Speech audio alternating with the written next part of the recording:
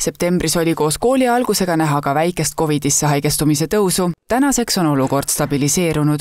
Haiguste puhangut on ka juba apteekides märgata.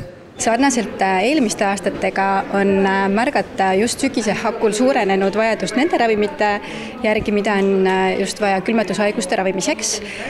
Gripp ja külmetushaigus on sarnaste sümptomitega ja ka põhjustajaks viirus, kuid gripi kulg on raskem ja tõenäosus tüsistuste tekkeks on suurem. Eelmisel nädalal haigestus covidisse 355 inimest. Kuna haigestumise hooaeg on alles alguses, ei ole see haiglaravile veel mõju avaldanud. Grippi on siiamaani nädalas haigestunud 20 inimest. Mõnedes maakondades registreeritakse üksikud juhud ja kõige rohkem oli Harjumaal ja Tallinnas, mis on arusaadav. Ja seal registreeriti 8 juhtu, siis veel probleemi ei ole, aga mille peale me pöörasime tähelepanu, et kui eelmisel hooajal viirus tuli meile detsembris, siis sel hooajal suure tõenäosusega me näeme seda püsivat levikut juba novembris.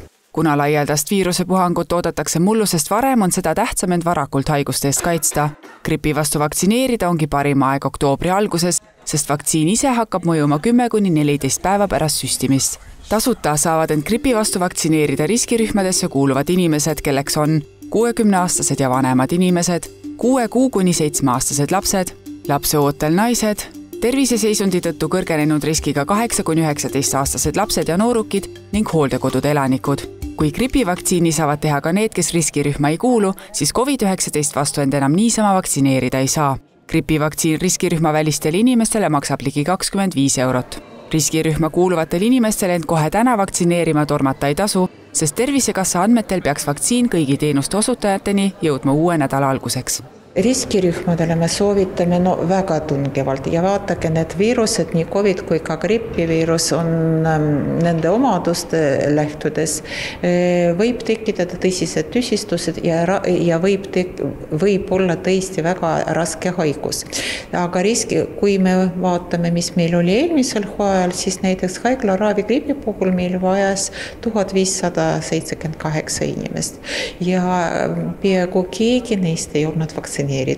Kui hull gripi ja covidi hooaeg meid ees ootab, prognoositakse tavaliselt Austraalias toimunu põhjal. Sel aastal oli seal haiguste hooaeg rahulikum, mistõttu loodetakse ka siin väiksemat haigestumist. Gripi põhjustavad eri tüüpi tüved, mis võivad igal aastal muutuda. Sellepärast saab end gripi vastu vaktsineerida igal aastal ning vastavalt tüvede muutustele pannakse kokku igaks aastaks uus vaktsiin. Viimastel aastatel on Maailma Terviseorganisatsioon soovitanud kasutada 4 tüvega vaktsiini. Sel aastal on erand ja soovitus on 3 tüvega vaktsiinile.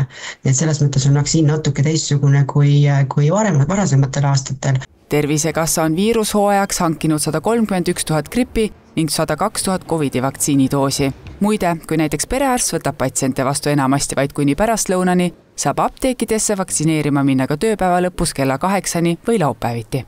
Näiteks üleskutsena ka, et siin praegu on pensionipäevad, et inimesed tulevad oma kroonilisi ravimeid välja ostma eakad, et miks mitte siis teha ka kohe ära see gripivaktsiin ja on selleks aastaks tehtud.